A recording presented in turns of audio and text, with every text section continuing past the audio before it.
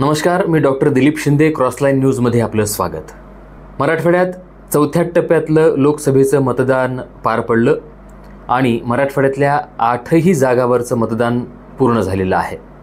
दुसऱ्या टप्प्यात नांदेड, हिंगोली आणि परभणी, तिसऱ्या टप्प्यात लातूर आणि धाराशिव, तर चौथ्या टप्प्यात जालना, बीड आणि छत्रपती संभाजीनगर या 3 ठिकाणचं मतदान पार पडलं. या 8ही लोकसभा मतदारसंघामध्ये कुणाचं पारडं जड आहे आणि मराठवाडा नेमकं कुणाच्या बाजूनं आहे, महाविकास आघाडीच्या बाजूनं आहे की युतीच्या बाजूनं आहे, हे आपल्याला 4 जूनला स्पष्ट होणार आहेच. परंतु आमच्या प्रतिनिधींशी संपर्क साधल्यानंतर, त्यांच्याकडून घेतलेल्या आढाव्यानंतर आज आम्ही या 8ही मतदारसंघाचं विश्लेषण करणार आहोत आणि ह्या 8 मतदारसंघामध्ये मतदारांनी कुणाकडे कौल दिलाय हे आपण आज पाहणार आहोत. सुरुवातीला पाहूयात नांदेड लोकसभा मतदारसंघ. नांदेड लोकसभा मतदारसंघामध्ये बरेच वर्ष काँग्रेसचं प्राबल्य राहिलेलं आहे. या ठिकाणी डॉक्टर व्यंकटेश काब्दे जनता दलाकडून, त्यानंतर DB पाटील भाजपकडून आणि 2019च्या निवडणुकीमध्ये प्रतापराव पाटील चिखलीकर हे जर वगळले तर या ठिकाणी काँग्रेसच्या बहुतांश खासदारांनी या मतदारसंघाचं प्रतिनिधित्व केलेलं आहे. गुरु गोविंद सिंगजी यांच्या पदस्पर्शानं पावन झालेलं नांदेड म्हणूनही जगात नांदेडची ओळख आहेच. शंकरराव चव्हाण महाराष्ट्राचे मुख्यमंत्री होते आणि देशाचं गृहमंत्रीपद देखील त्यांनी सांभाळलेलं आहे, भूषवलेलं आहे.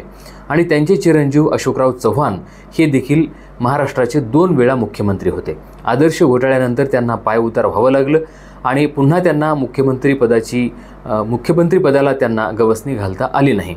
परंतु पुन्हा एकदा नांदेड महाराष्ट्राच्या राजकारणात चर्चेमध्ये आलेलं आहे. याचं कारण असं की 2024च्या निवडणुकीमध्ये अशोकराव चव्हाण यांनी ऐन निवडणुकीच्या तोंडावर भाजपमध्ये प्रवेश केला आणि अनेकांच्या भुवया उंचवल्या.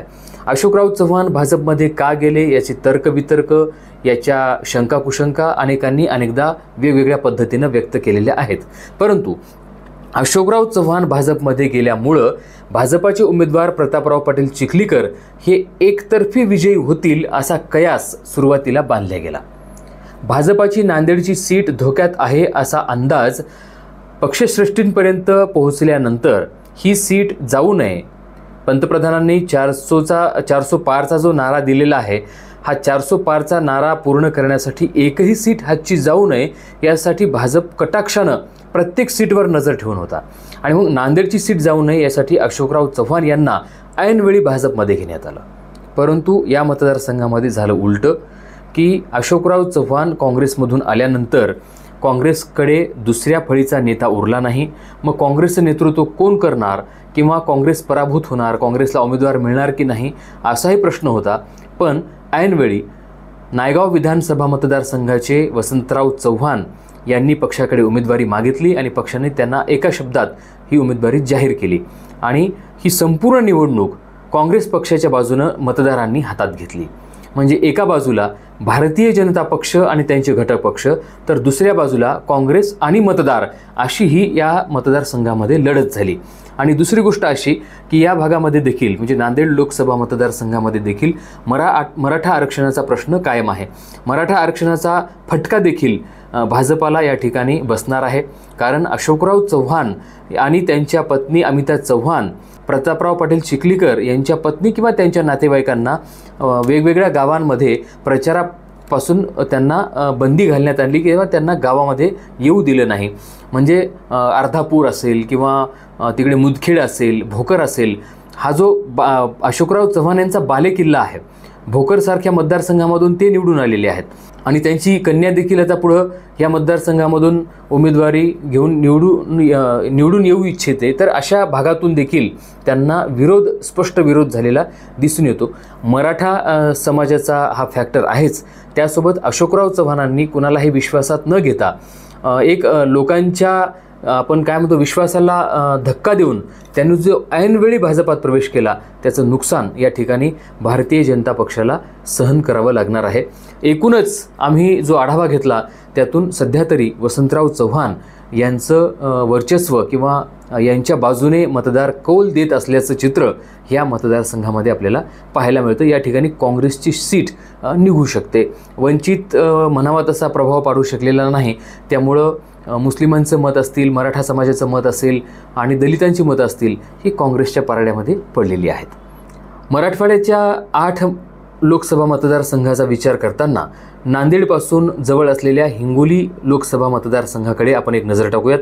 हिंगोली लोकसभा मतदारसंघ हा दरवेळी खासदार बदलणारा मतदारसंघ म्हणून या मतदारसंघाची ओळख आहे. प्रत्येक वेळी एक नवीन खासदार त्या ठिकाणी दिला जातो. या भागामध्ये बऱ्याच अंशी शिवसेनेचं प्राबल्य आहे, ठाकरे गटाचं प्राबल्य आहे. मागच्या 2019च्या निवडणुकीमध्ये संपर्क नसतानाही हेमंत पाटील या ठिकाणी शिवसेनेचे खासदार म्हणून विजयी झाले होते. आत्ता 2024च्या निवडणुकीमध्ये बंडखोर जो गट आहे एकनाथ शिंदे यांच्याकडून हेमंत पाटील यांना सुरुवातीला उमेदवारी जाहीर करण्यात आली, परंतु ऐनवेळी म्हणजे काही दिवस अगोदरच त्यांची उमेदवारी कापण्यात देखील आली आणि त्या ठिकाणी बाबूराव कदम यांना एकनाथ शिंदे गटाकडून तर नागेश पाटील आष्टीकर जे शिवसेनेचे माजी आमदार आहेत त्यांना ठाकरे गटाकडून उमेदवारी देण्यात आली आणि या ठिकाणी वंचित बहुजन आघाडीकडून डॉक्टर बी.डी. चव्हाण हे रिंगणामध्ये आहेत. बी.डी. चव्हाण यांना आदिवासी समाजाची मतं मिळू शकतात आणि बंजारा समाजाची देखील मतं मिळू शकतात. ते ही मतं किती घेतील यावर देखील नागेश पाटील आष्टीकर यांचं भवितव्य अवलंबून आहे. नागेश पाटील आष्टीकर हे विद्यमान माजी आमदार शिवसेनेचे असल्यामुळं त्यांचा त्या भागात जनसंपर्क आहे आणि विशेष करून नागेश पाटील आष्टीकर आणि बाबूराव कदम हे दोघेही हदगावचे निवासी आहेत, त्याच्यामुळे त्यांचा त्या भागात दोघांचाही प्रभाव आहेच. पण वसमतसारखा भाग किंवा औंढा नागनाथसारखा भाग, तिकडचा जो भाग आहे ह्या भागामध्ये शिवसेनेचं बऱ्यापैकी वर्चस्व आहे आणि इथं ठाकरे गटाला मानणारा वर्ग आहे. म्हणून नागेश पाटील आष्टीकर यांचं एक निष्ठावान शिवसैनिक म्हणून किंवा ठाकरे गटाला असलेली सहानुभूती म्हणून देखील या ठिकाणी त्यांचं पारडं जड आहे. त्याच्यासोबत दुसरी महत्त्वाची गोष्ट अशी की या भागात देखील मराठा आरक्षणाचा मुद्दा धगधगता आहेच. म्हणून मराठा समाज नागेश पाटील आष्टीकर यांच्यासोबत जर गेला असेल तर नागेश पाटील आष्टीकर सरळपणे तिथून विजयी होताना आपल्याला दिसत आहेत आणि काँग्रेसचे जे विद्यमान आमदार आहेत माधवराव पाटील जवळगावकर यांचा देखील पाठिंबा म्हणजे तन मन धनाने पाठिंबा हा नागेश पाटील आष्टीकर यांना आहे. कारण माधवराव पाटील जवळगावकर हे काँग्रेसचे म्हणजे महाआघाडीचे ते घटक पक्षाचे आमदार आहेत. एका बाजूला बघितलं तर ते अशोकराव चव्हाण यांचे समर्थक देखील आहेत, परंतु अशोकराव चव्हाण यांनी काँग्रेस जरी सोडली तरी माधवराव पाटील जवळगावकर यांनी मात्र पूर्ण ताकदीनं हिंगोली लोकसभा मतदारसंघामध्ये ठाकरे गटाचे उमेदवार नागेश पाटील आष्टीकर यांचा प्रचार केल्यामुळं सध्या या मतदारसंघामध्ये देखील शिवसेना उमेदवार ठाकरे गटाचा विजय होऊ शकतो असा एक कौल या ठिकाणच्या मतदारांनी दिलेला आपल्याला पाहायला मिळतो. म्हणजे नांदेड काँग्रेसकडे जाऊ शकते आणि हिंगोली ही शिवसेना ठाकरे गटाकडे येऊ शकते. म्हणजे महाविकास आघाडीचे 2 खासदार या भागातून मिळू शकतात.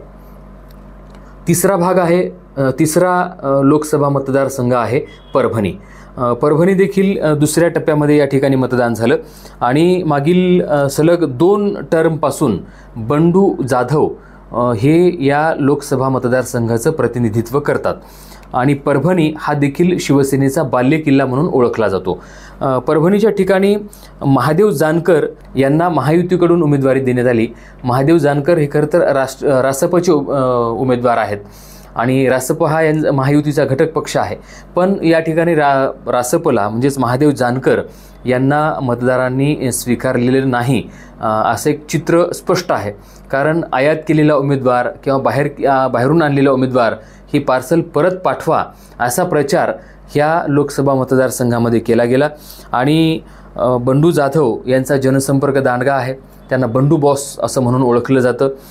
शिवसेनेचा बालेकिल्ला आहे, एकूणच त्यांची प्रचाराची फळी आहे आणि एक सहानुभूती शिवसेनेचे आहे, कारण ते निष्ठावंत म्हणून उद्धव ठाकरे यांच्यासोबत कायम राहिलेले आहेत। या मतदारसंघामध्ये देखील नरेंद्र मोदी यांनी सभा घेतली, पण ह्या सभेचा म्हणावा तेवढा परिणाम झालेला दिसून आला नाही आणि याही ठिकाणी मराठा फॅक्टर काम करणार आहे, कारण महादेव जानकर हे ओबीसीचं प्रतिनिधित्व करतात, तर बंडू जाधव हे मराठा समाजाचे आहेत आणि मराठा समाज एकूणच आपण मराठवाड्यात जर बघितला तर तो महाविकास आघाडीला पाठिंबा देताना किंवा त्यांच्या बाजूने झुकलेला आहे असं आपल्याला लक्षात येतं।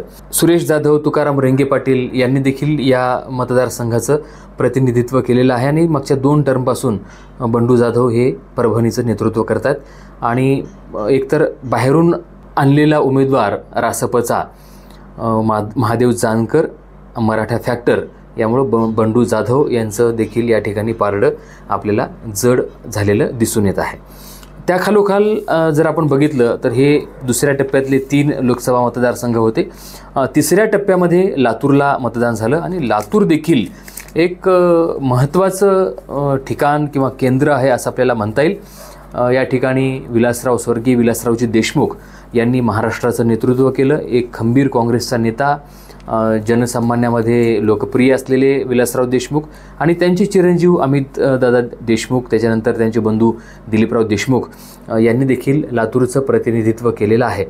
आणि आत्ता मराठवाड्यामध्ये विशेष करून अशोकराव चव्हाण आणि लातूरला विलासराव देशमुख किंवा देशमुख कुटुंबीय या दोघांकडे काँग्रेसचं नेतृत्व होतं। मराठवाड्याचं नेतृत्व हे 2 केंद्र करत होते, लातूर आणि नांदेड, परंतु अशोकराव चव्हाण यांनी काँग्रेस सोडल्यामुळं आता मराठवाड्यात काँग्रेसचं नेतृत्व कोण असा एक प्रश्न तयार झालेला आहे, ही पोकळी तयार झालेली आहे आणि ह्या लोकसभा मतदारसंघामध्ये ही पोकळी भरून काढण्याचा प्रयत्न देशमुख कुटुंबियांनी केलेला आपल्याला दिसून येतो।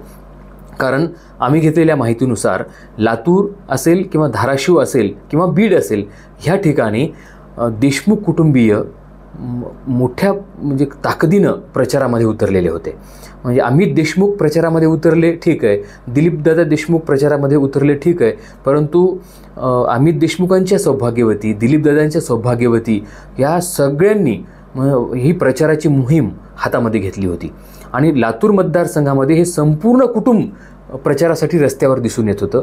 त्याच पद्धतीनं अमित देशमुख यांनी धाराशिवमध्ये देखील तगडा प्रचार काँग्रेसचा केला होता, म्हणून लातूर मतदारसंघामध्ये काँग्रेस ही सध्या मजबूत स्थितीमध्ये आपल्याला दिसून येत आहे। दुसरी गोष्ट अशी की सुधाकर श्रंगारे हे भाजपाचे विद्यमान खासदार, मागच्या 19मध्ये ते निवडून आले आणि त्यांनी निवडून आल्यानंतर लोकांमध्ये संपर्क कायम ठेवला नाही। विशेष म्हणजे नांदेडच्या बाजूचा जो मतदारसंघ आहे, प्रतापराव पाटील चिखलीकर ज्या विधानसभेचं नेतृत्व करत होते, आता श्यामसुंदर शिंदे हे तिथं आमदार आहेत। लोहा कंधार हा भाग लातूर लोकसभा मतदारसंघामध्ये येतो आणि मिळालेल्या माहितीनुसार कंधार आणि लोह्यामधून काँग्रेसला 80% मतदान झाल्याच्या बातम्या आहेत। म्हणजे श्रंगारे यांचा कंधार आणि लोहा या भागामध्ये तुटलेला संपर्क त्यांच्यासाठी धोकादायक ठरणारा आहे। तुकाराम श्रंगारे हे जर शैक्षणिकदृष्ट्या आपण बघितलं तर केवळ 10वी पास आहेत आणि त्यांनी दिलेल्या माहितीनुसार 28 कोटीची संपत्ती त्यांनी या लोकसभा निवडणुकीमध्ये दाखवलेली आहे। त्या खालोखाल काँग्रेसचे जे उमेदवार आहेत, डॉक्टर शिवाजी काळगे हे उच्च शिक्षित उमेदवार आहेत, पदवीधर आहेत आणि डॉक्टर आहेत, ते व्यावसायिक आहेत। त्यांनी देखील 32 कोटीची संपत्ती दाखवलेली आहे, परंतु एक उच्च शिक्षित उमेदवार आणि विशेष म्हणजे ते माला जंगम या समाजाचं प्रतिनिधित्व करतात आणि माला जंगम हा जो समाज आहे त्यांना SCचं प्रमाणपत्र मिळालेलं आहे, SC कॅटेगरीमध्ये ते येतात आणि म्हणून या मतदारसंघामध्ये जो लिंगायत मतदार होता, नेहमी भाजपाच्या बाजूने असायचा, तो भाजपाचा पारंपरिक मतदार होता, तो आत्ता काळगे यांच्या उमेदवारीमुळं काँग्रेसच्या सोबत आपल्याला दिसून येतो। तर लातूरमध्ये जातीय समीकरणाचा जे काही जातीय समीकरण आहे, म्हणजे मराठा फॅक्टर आहे, लिंगायत समाज आहे, जंगम समाज आहे, मुस्लिम आणि दलित समाजाची मतं देखील यावेळेस काँग्रेसच्या बाजूने असल्यामुळं या ठिकाणी मोठ्या मताधिक्यानं डॉक्टर शिवाजी काळगे हे निवडून येऊ शकतात आणि आत्ता लातूरची सीट ही सरळ सरळ काँग्रेसच्या बाजूने जाताना आपल्याला दिसून येत आहे। लातूरच्या बाजूचा जो लोकसभा मतदारसंघ आहे तो धाराशिव मतदारसंघ. या धाराशिवमध्ये धाराशिव विधानसभा, तुळजापूर, उमरगा, परंडा, सोलापूर, बार्शी सोलापूर जिल्ह्यातला तालुका आणि औसा हा लातूर जिल्ह्यातला तालुका अशी जवळपास 7 विधानसभा मतदारसंघ या धाराशिव लोकसभेमध्ये समाविष्ट आहेत. आणि मी जसं म्हणालो की लातूरला अमित देशमुख आणि देशमुख कुटुंबियांनी जो काँग्रेसचा प्रचार केला तसाच तगडा प्रचार धाराशिवमध्ये त्यांनी केला. ओम राजे निंबाळकर हे शिवसेना गटाचे विद्यमान खासदार आणि त्यांनाच शिवसेनेनं पुन्हा उमेदवारी दिली आणि ते एक प्रबळ दावेदार या मतदारसंघावरचे आहेत. त्यांचे प्रतिस्पर्धी उमेदवार आहेत अजित पवार गटाच्या अर्चना पाटील, आमदार जगजितसिंह पाटील यांच्या पत्नी अर्चना पाटील आणि डॉक्टर पद्मसिंह पाटील यांच्या स्नुषा अर्चना पाटील ह्या रिंगणामध्ये आहेत. आणि वंचितकडून भाऊसाहेब आंधळकर हे देखील या निवडणुकीच्या रिंगणामध्ये आहेत. परंतु जी टक्कर म्हणतो आपण ह्या निवडणुकीमधली ती ओमराजे निंबाळकर आणि अर्चना पाटील यांच्यामध्येच सरळ दुहेरी लढत आपल्याला धाराशिवमधून दिसून येते. ओमराजे निंबाळकर यांची वक्तृत्व शैली आणि त्यांचा जनसंपर्क या बाबतीमध्ये अनेक किस्से सांगितले जातात. एका सभेमध्ये त्यांनी एक किस्सा सांगितला की ST बसमध्ये प्रवास करत असताना एका महिलेला जागा मिळत नव्हती आणि त्यांनी थेट ओमराजे निंबाळकरांना फोन लावला आणि ओमराजे निंबाळकर त्या वाहकाला कंडक्टरला त्यांनी सांगितलं की सदरील महिलेला जागा करून द्या, असा किस्सा त्यांनी सांगितला. असे अनेक किस्से त्यांच्या बाबतीत सांगितले जातात. म्हणजे प्रवासामध्ये कोणाला अडचण आली असेल त्यांना फोन केला की लगेच मदतीचा हात त्यांच्याकडून मिळतो. आणि एकूणच जनमानसामध्ये त्यांची प्रतिमा चांगली आहे आणि दांडगा जनसंपर्क ही त्यांच्यासाठी महत्त्वाची बाजू आहे. अर्चना पाटील यांचा संपर्क महिलांमध्ये जरी असला तरी एक महिला उमेदवार म्हणून किंवा त्यांचा एरवी जो संपर्क आहे तो संपर्क मतदारसंघामध्ये नसल्यामुळं त्यांची एक बाजू थोडीशी कमकुवत होताना आपल्याला दिसते. या मतदारसंघामध्ये देखील अर्चना पाटील यांच्यासाठी मोदी यांची सभा झाली. त्याच्यानंतर अजित पवारांनी उमेदवारी दाखल करताना मोठं शक्तीप्रदर्शन केलं होतं. ओमराजे निंबाळकर हे उद्धव ठाकरे गटाचे आहेत. उद्धव ठाकरे यांची सभा त्या ठिकाणी झाली आणि शरद पवार यांची देखील त्या ठिकाणी सभा झाली. तर एक भावनिक आवाहन उद्धव ठाकरे यांनी या मतदारसंघामध्ये केल्यामुळं सध्या हा मतदारसंघ देखील शिवसेनेच्या बाजूनं झुकताना आपल्याला दिसून येतो. या ठिकाणी देखील महाविकास आघाडीचा उमेदवार विजयी होऊ शकतो असा एक कल आपल्याला सध्याच्या घडीला दिसून येत आहे. भाऊसाहेब आंधळकर यांच्यासाठी देखील प्रकाश आंबेडकरांनी प्रचारसभा घेतली होती, परंतु ते तेवढे प्रभावी ठरतील की नाही याची साशंकताच आहे. आणि दुसरी गोष्ट अशी की 2019च्या निवडणुकीमध्ये ओमराजे निंबाळकर आणि राणा जगजितसिंह पाटील हे 2 उमेदवार प्रतिस्पर्धी म्हणून होते 2019च्या. आणि राणा जगजितसिंह हे राष्ट्रवादी काँग्रेसचे तेव्हा उमेदवार होते. राष्ट्रवादी तेव्हा अखंड होती, आता राष्ट्रवादीचं विभाजन झालं. तेव्हा ओमराजे निंबाळकरांनी जवळपास 1,27,000 मतांनी राणा जगजितसिंह यांचा पराभव केला होता. म्हणजे हा जो मतांचा फरक आहे.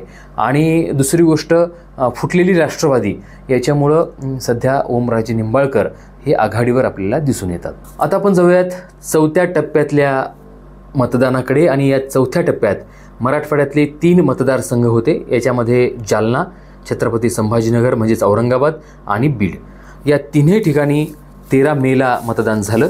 आणि 3 ठिकाणाहून कोण निवडून येईल या बाबतीमध्ये तर्कवितर्क लावले जात आहेत. आणि विश्लेषण करताना ज्या आमचे जे प्रतिनिधी आहेत त्या ठिकाणी त्यांच्यासोबत आम्ही जेव्हा चर्चा केली तर हे 3ही ठिकाण थोडेसे क्लिष्ट असल्याचं आपल्याला जाणवतं. एकंदर संपूर्ण देशात जो काही निवडणुकीचा प्रचार सुरू आहे ह्या निवडणुकीच्या प्रचाराचा कोणत्याही मुद्द्याचा ह्या 3ही मतदारसंघामध्ये प्रभाव आपल्याला दिसून येत नाही किंवा त्याचं कोणतंही गणित म्हणजे हिंदू मुस्लिम धर्म असेल किंवा मंगळसूत्राचा प्रकार असेल किंवा काँग्रेसच्या गॅरंटीचा प्रकार असेल किंवा काँग्रेसचं आपण काय म्हणतो की न्याय गॅरंटी असेल, ह्याचा कोणताही प्रभाव ह्या 3ही मतदारसंघामध्ये, मी तर म्हणतो की मराठवाड्यातल्या 8ही मतदारसंघामध्ये या कोणत्याच प्रचाराचा प्रभाव इथं दिसून आला नाही. त्या ठिकाणची जातीय समीकरणं, उमेदवार आणि तो कोणत्या गटाचा आहे यावरूनच मराठवाड्यामधल्या ह्या निवडणुका पार पडल्या. आपण बघूयात की या चौथ्या टप्प्यात नेमकं काय झालं. चौथ्या टप्प्यात आपण जाऊयात छत्रपती संभाजीनगरकडे. छत्रपती संभाजीनगरचं सध्या प्रतिनिधित्व करतात इम्तियाज जलील, जे पत्रकार होते. सुरुवातीला लोकमतसारख्या दैनिकात काम केलं, ते नंतर NDTVमध्ये गेले आणि नंतर MIMमध्ये आल्यानंतर त्यांना थेट उमेदवारी मिळाली. 2019मध्ये MIM आणि वंचित बहुजन आघाडी यांची युती असल्यामुळं एक प्रचंड मतदान त्यांना मिळालं आणि ते निवडून आले. तेव्हा चंद्रकांत खैरे यांचा पराभव त्या ठिकाणी झाला होता. हर्षवर्धन पाटील त्यांना देखील तेव्हा खूप मतं मिळाली होती. जवळपास 2.5 लाखाहून अधिक मतं त्यांनी घेतली होती. म्हणजे हिंदू मताचं विभाजन त्यावेळी झालेलं होतं. इम्तियाज जलील या मतदारसंघाचं प्रतिनिधित्व करतात. तर या मतदारसंघामध्ये सध्या शिवसेनेमध्ये उभी फूट पडल्यामुळं शिवसेनेचे 2 उमेदवार रिंगणामध्ये आहेत. एकनाथ शिंदे गटाचे संदीपान भुमरे, जे पैठणचं नेतृत्व करतात, आणि दुसरे आहेत चंद्रकांत खैरे, जे माजी खासदार या संभाजीनगरचं ज्यांनी प्रतिनिधित्व केलेलं आहे, आणि इम्तियाज जलील, जे सध्या MIM कडून उभे आहेत. वंचित आणि MIMची युती या ठिकाणी तुटलेली आहे. म्हणून या ठिकाणी त्रिशंकू लढत असं म्हणता येईल, असं एक चित्र छत्रपती संभाजीनगरचं आपल्याला दिसून येतं. चंद्रकांत खैरे हे जेव्हा खासदार म्हणून होते तेव्हा त्यांनी या शहराचा विकास केला नाही असा आरोप त्यांच्यावर होतो आहे. दुसरी गोष्ट अशी की संदीपान भुमरे हे ऐनवेळी त्यांना उमेदवारी मिळाली. त्यांचाही म्हणावा तसा जनसंपर्क इथे नाही. आणि इम्तियाज जलील त्यांच्या पाठीमागं कोण आहे असाही प्रश्न आहे. म्हणजे 3ही उमेदवारांचे चित्र हे अस्पष्ट आहेत. पण यांच्या जमिनीच्या जर बघितल्या तर चंद्रकांत खैरे यांना उद्धव ठाकरे गटाचे म्हणून सहानुभूती मिळू शकते. आणि दुसरी गोष्ट, OBC समाजाचे मतं त्यांना मिळू शकतात, कारण ते OBC समाजाचं प्रतिनिधित्व करतात. संदीपान भुमरे हे मराठा समाजाचे आहेत आणि मराठा आरक्षणाचा जो फॅक्टर आहे जरांगे पाटलांचा, मराठा समाज जर भुमरे यांच्या पाठीशी गेला तर भुमरे यांचं पारडं देखील जड होऊ शकतं. आणि तिसरी गोष्ट, इम्तियाज जलील आहेत. या ठिकाणी जवळपास मुस्लिम समाजाची 4 लाख मतं आहेत आणि त्या 4 पैकी 2.5 लाखाचा टप्पा जर इम्तियाज जलील गाठू शकले आणि इतर जो खुला प्रवर्ग आपण ज्याला म्हणूयात की हिंदू मत म्हणूयात, इम्तियाज जलील यांना मानणारा एक वर्ग आहे. औरंगाबाद छत्रपती संभाजीनगरमध्ये त्यांना मानणारा एक वर्ग आहे. सर्वसामान्य मतदाराला इम्तियाज जलील कोण आहेत हे देखील माहीत आहे. आणि मागच्या 5 वर्षात त्यांनी जो लोकसभेमध्ये आवाज उठवला वेगवेगळ्या मुद्द्यावर, आणि त्यांनी जे अमित शहा यांना किंवा डायरेक्ट नरेंद्र मोदी यांना जे प्रश्न विचारले, त्यांना धारेवर धरलं, हे लोकांनी मागच्या 5 वर्षामध्ये बघितलेलं आहे. म्हणून एक वर्ग त्यांना मानणारा आहे. हा वर्ग, त्याच्यानंतर दलितांची मतं आणि मुस्लिमांची मतं जर इम्तियाज जलील यांच्या बाजूने गेली तर भुमरे आणि चंद्रकांत खैरे यांचा पराभव करून ते पुन्हा एकदा लोकसभेमध्ये जाऊ शकतात. पण मुस्लिमांची मतं देखील फुटू शकतात, कारण मुस्लिमांचे काही उमेदवार त्या ठिकाणी निवडणूक रिंगणामध्ये आहेत. ते किती मतं घेतात हे बघावं लागेल. आणि दुसरी गोष्ट, मी मगाशी जो हर्षवर्धन पाटील यांचा उल्लेख केला, तर त्यांचा प्रभाव यावेळेस वेगवेगळ्या कारणानं दिसून येत नाही. म्हणून त्यांना जी काही 2,80,000 मतं मिळाली होती मागच्या लोकसभेमध्ये, तर ते 50पर्यंत जरी गेले तरी त्यांची 50,000ची लीड म्हणजे संदीपान भुमरे यांची मतं कमी होणे. आणखी दुसरे एक उमेदवार आहेत डॉक्टर जीवन राजपूत, हे वैजापूर भागातले आहेत आणि ते जर 50,000चा टप्पा जर पार करू शकले तर त्याचा फटका चंद्रकांत खैरे यांना बसू शकतो. कारण राजपूत समाजाची जवळपास 1 लाखाहून अधिक मतदान त्या भागामध्ये आहे, वैजापूर भागामध्ये. तर ते वैजापूर भागातून येतात आणि त्यांना जर आपल्या समाजाचा उमेदवार म्हणून जर मतं मिळाली तर त्यांच्या मतांचा फटका चंद्रकांत खैरे यांना बसू शकतो. म्हणजे डॉक्टर जीवन राजपूत यांनी मतं घेतली तर त्याचा फटका चंद्रकांत खैरे यांना बसू शकतो आणि हर्षवर्धन जाधव यांनी जे काही मतं घेतील त्याचा फटका संदीपान भुमरे यांना बसू शकतो. पण शेवटच्या टप्प्यात संभाजीनगर लोकसभा मतदारसंघामध्ये एक चित्र असं दिसून आलं की मराठा फॅक्टर हा जो आहे, मराठा समाज शेवटच्या टप्प्यात भुमरे यांच्याकडे कल्ला असं लक्षात येतं, दिसून आलेलं आहे. म्हणून भुमरे आणि इम्तियाज जलील यांच्यात समोरासमोर सामना जरी म्हणता आला नाही तरी ह्या दोघांपैकी एक लोकसभेमध्ये जाऊ शकतो, कारण चंद्रकांत खैरे यांच्याबद्दल या मतदारसंघामध्ये नाराजी दिसून येत आहे. आता आपण जाऊया छत्रपती संभाजीनगरकडून नांदेडकडे येताना जालना लोकसभा मतदारसंघ लागतो.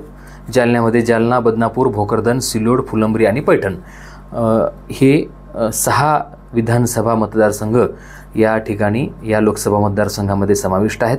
आणि रावसाहेब दानवे ज्यांनी सलग 5 वेळा ह्या मतदारसंघाचं प्रतिनिधित्व केलेलं आहे भारतीय जनता पक्षाकडून, ते केंद्रीय रेल्वे राज्यमंत्री आहेत आणि त्यांना सध्या टक्कर देत आहेत ते डॉक्टर कल्याण काळे हे काँग्रेसचे उमेदवार आहेत.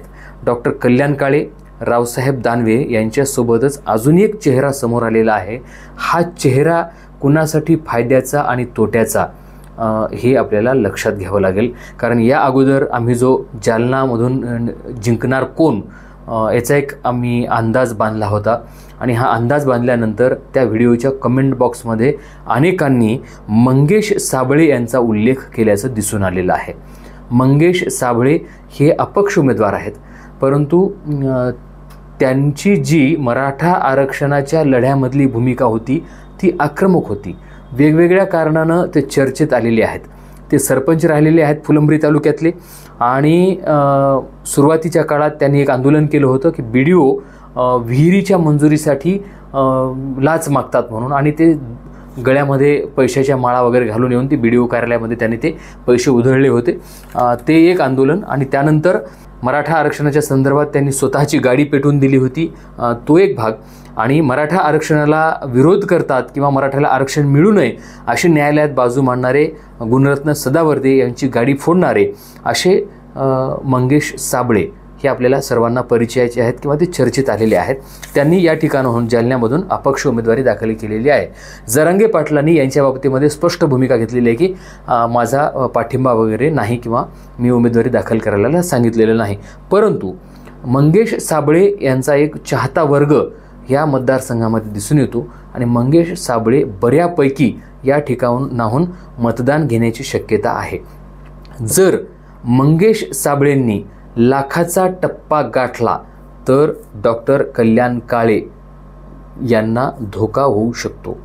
रावसाहेब दानवे, त्याच्यानंतर एकनाथ शिंदे यांचा शिवसेना गट, एकूणच महायुतीचे जे काही घटक पक्ष आहेत त्यांची जी जमेची बाजू आहे ती म्हणजे एकतर जनसंपर्क आणि विद्यमान खासदार असल्यामुळे त्यांच्याकडे सगळ्याच पद्धतीची ताकद आहे. डॉक्टर कल्याण काळे यांचा एक गोष्ट आपल्याला लक्षात घ्यावी लागेल की 2009च्या निवडणुकीमध्ये डॉक्टर कल्याण काळे यांनी रावसाहेब दानवे यांना घाम फोडला होता. साधारणतः 8,482 मताच्या फरकानंच फक्त डॉक्टर कल्याण काळे पराभूत झाले होते. तेव्हा काँग्रेस अखंड होती, राष्ट्रवादी अखंड होती आणि इकडे शिवसेना आणि भाजप यांची युती होती आणि तिकडे आघाडीची युती होती. तर आत्ता फाटाफूट झालेली आहे. राष्ट्रवादीमध्ये फाटाफूट झालेली असल्यामुळं काही मतं ही काँग्रेसची निश्चित म्हणजे महाआघाडीची मतं कमी होऊ शकतात. आणि दुसरी गोष्ट, युतीमधून शिवसेनेमध्ये उभी फूट पडल्यामुळं युतीला देखील त्याचा फटका बसू शकतो. म्हणजे एकूणच प्लस मायनस इथे बरोबर आहे, म्हणजे मायनसही आहे आणि प्लसही आहे, दोघंही सारखे चालत आहेत. परंतु मराठा फॅक्टर जो आहे मराठा आरक्षणाचा तो एका बाजूने डॉक्टर कल्याण काळे यांच्या बाजूने दिसत असताना मंगेश साबळे काय चमत्कार करतात याच्यावरून जालन्याची सीट कोणाच्या बाजूनं जाऊ शकते आणि या ठिकाणी कोण निवडून येऊ शकतो हे पाहावं लागेल. नेमकं ह्या ठिकाणी मंगेश साबळे यांची भूमिका महत्त्वाची आहे. पण जर मंगेश साबळे यांना जर मताधिक्य कमी मिळालं तर मात्र डॉक्टर कल्याण काळे यांचं या ठिकाणी पारडं जड दिसून येतं. कारण अंतरवाली सराटी जे मराठा आरक्षणाचं मुख्य केंद्र आहे ते ह्या जालना मतदारसंघामध्येच येतं आणि त्याची तीव्रता ह्या मतदारसंघामध्ये जास्त दिसून आली. मनोज जरांगे पाटील यांनी शेवटच्या टप्प्यामध्ये काही ठिकाणी बैठकाही घेतल्या आणि एक अप्रत्यक्षरित्या त्यांनी जो संदेश दिला तो संदेश हा डॉक्टर कल्याण काळे यांच्यासाठी फायद्याचा ठरू शकतो. मराठवाड्यातल्या 8 लोकसभा मतदारसंघापैकी आता शेवटचा मतदारसंघ आहे तो म्हणजे बीड लोकसभा मतदारसंघाचं प्रतिनिधित्व यापूर्वी स्वर्गीय गोपीनाथरावजी मुंडे यांनी केलं. या ठिकाणी राष्ट्रवादी आणि भाजपा या दोनच पक्षामध्ये नेहमी टक्कर आपल्याला पाहायला मिळाली. गोपीनाथ मुंडे अनेकदा प्रचंड बहुमतांनी या ठिकाणाहून निवडून आलेले आहेत. त्याच्यानंतर त्यांच्या निधनानंतर डॉक्टर प्रीतम मुंडे ह्या देखील प्रचंड बहुमतांनी या ठिकाणाहून निवडून आल्या आणि आत्ता 2024मध्ये डॉक्टर प्रीतम मुंडे यांची उमेदवारी नाकारून पंकजाताई मुंडे यांना या ठिकाणाहून उमेदवारी देण्यात आलेली आहे. आता या ठिकाणचं राजकीय समीकरण असं झालेलं आहे की एकेकाळी पंकजा मुंडे आणि धनंजय मुंडे यांच्यामध्ये विस्तव जात नव्हता, परंतु राष्ट्रवादी काँग्रेस अजित पवारांचा गट हा आत्ता महायुतीमध्ये आल्यामुळं धनंजय मुंडे हे देखील तन मन धनाने पंकजाताई मुंडे यांच्यासाठी प्रचारामध्ये उतरले आणि दुसरीकडे बजरंग बाप्पा सोनवणे हे देखील या निवडणुकीमध्ये एक प्रभावी उमेदवार म्हणून समोर आलेले आहेत. कारण बीडमध्ये देखील मराठा आरक्षणाच्या वरून तीव्र पडसाद उमटलेले आपण बघितले. प्रकाशदादा सोळंके याचं घर जाळलेलं असेल किंवा तिथला नगर परिषदेचं कार्यालय जाळलेलं असेल, तर अशा घटना घडल्यानंतर मराठा आरक्षणाचा मुद्दा या मतदारसंघामध्ये देखील प्रभावी ठरतो आणि पंकजाताई मुंडे यांनी जाहीर सभेमध्ये उपोषणं केल्यामुळं आरक्षण मिळत नसतं, त्याला न्याय पद्धती लागते वगैरे असं वक्तव्य केल्यामुळं सुरुवातीपासूनच मराठा समाजामध्ये पंकजाताई मुंडे यांच्या बाबतीमध्ये एक नाराजीचा सूर आपल्याला दिसून येतो आणि ह्या मतदारसंघामध्ये ओबीसी व्हर्सेस मराठा असे चित्र त्या ठिकाणी निर्माण झालेलं आहे. परंतु पंकजाताई मुंडे यांच्या बाबतीत भाजपातलेच काही घटक किंवा भाजपाला मानणारे काही घटक नाराज असल्याचंही आपल्याला दिसून आलेलं आहे. मराठा आरक्षणाची लाट आहेच. बजरंग सोनवणे हे कारखानदार आहेत, त्यांनी यशस्वीरित्या साखर कारखाना चालवून दाखवला. त्याखालोखाल जो मुंडे यांचा कारखाना आहे तो बंद अवस्थेत आहे, त्याचीही नाराजी किंवा अकार्यक्षमता लोकांच्या नजरेमध्ये आलेली आहे. आणि एक शरद पवारांबद्दल या मतदारसंघामध्ये सहानुभूती आहे. तिथलं क्षीरसागर घराणं हे देखील राजकारणामध्ये प्रभावी होतं. ते नेमकं कोणाच्या बाजूनं आहे ते उघड झालेलं नाही किंवा ते चर्चेत देखील आलेले नाहीत. हा महत्त्वाचा फॅक्टर. आतून काय चाललं आहे हे देखील महत्त्वाचा ठरतो. आणि अशोक हिंगे हे वंचितचे उमेदवार आहेत, तर अशोक हिंगे देखील मराठा समाजाचं मत घेऊ शकतात का? दलित समाज त्यांच्या पाठीमागे किती जातो आणि ते किती मतं घेतात यावरून देखील बजरंग सोनवणे यांचं भवितव्य ठरणार आहे. 13 तारखेला मतदान झाल्यानंतर बजरंग सोनवणे यांनी बूथ कॅप्चरिंगचा आरोप केला की बूथच्या बूथच वन साईड मतदान करून घेतलं वगैरे आरोप केला आणि 19 गावामध्ये पुन्हा मतदान घेण्याची मागणी त्यांनी केलेली आहे. आणि दुसरी अजून एक गोष्ट की मतदानाची जी टक्केवारी झालेली आहे ती परळीमधून साधारणतः 75% इतकं मतदान झालं आहे. परळीमध्ये झालेलं 75% मतदान, त्या खालोखाल केज मतदारसंघामध्ये झालेलं मतदान, हे मतदान जर मराठा आणि ओबीसी ह्या स्पर्धेत झालेलं असेल तर निश्चितपणे वंजारी समाजाचं किंवा ओबीसी समाजाचं मतदान अधिक होण्याची दाट शक्यता या मतदारसंघामध्ये नाकारून चालता येणार नाही. म्हणून हा मतदारसंघ कुणाच्या बाजूनं कौल देतो हे खरं तर सांगणं कठीणच आहे. कारण ह्या ठिकाणी अटीतटीची निवडणूक झाली, पण मराठा समाज जर एक गठ्ठा बजरंग सोनवणे यांच्या बाजूनं जर उभा राहिला असेल तर बजरंग सोनवणे हे या मतदारसंघाचं प्रतिनिधित्व करू शकतात. आपण 8 लोकसभा मतदारसंघाचा हा आढावा घेतलेला आहे. ह्या 8 मतदारसंघाचा जर आढावा घेतला आणि निष्कर्ष काढला तर ह्या 8 मतदारसंघापैकी जवळपास 6 ठिकाणी महाविकास आघाडीकडे कौल जाताना दिसतोय आणि 2 ठिकाणी संभ्रम अवस्था आहे. एक तर छत्रपती संभाजीनगर आणि बीड. या 2 ठिकाणी आपल्याला निश्चितपणे कोण निवडून येईल हे सांगता येत नाही. एकूणच मराठवाड्यामध्ये मनोज जरांगे पाटील यांच्या आरक्षणाचा मुद्दा कळीचा ठरला आणि मराठा फॅक्टर, मराठा समाज हा कोणाच्या बाजूनं आहे. आणि दुसरी गोष्ट, शिवसेनेमध्ये पडलेली फूट, राष्ट्रवादीमध्ये पडलेली फूट, त्यांची सहानुभूती, मुस्लिम समाजाचं एकतर्फी काँग्रेसला मतदान, वंचित आघाडीचा कमी झालेला प्रभाव, हे मुद्दे महाविकास आघाडीसाठी उपयुक्त ठरलेले आहेत. आणि ह्या म्हणजे विभागात, मराठवाडा विभागात महाविकास आघाडी सध्या तरी आपल्याला आघाडीवर दिसून येत आहे आणि कौल हा महाविकास आघाडीच्या बाजूने दिसत आहे. आपण 4 जूनची वाट पाहूयात आणि 4 जूनच्या निकालानंतर आपण मांडलेला जो काही निष्कर्ष आहे तो कितपर्यंत योग्य होता किंवा तंतोतंत ठरेल हे आपण पाहणार आहोत. हा निष्कर्ष आम्ही आमच्या प्रतिनिधींकडून जी काही माहिती घेतली त्यानुसार काढलेला आहे. पुन्हा भेटूयात पुन्हा एका नवीन विषयासह. तोपर्यंत नमस्कार.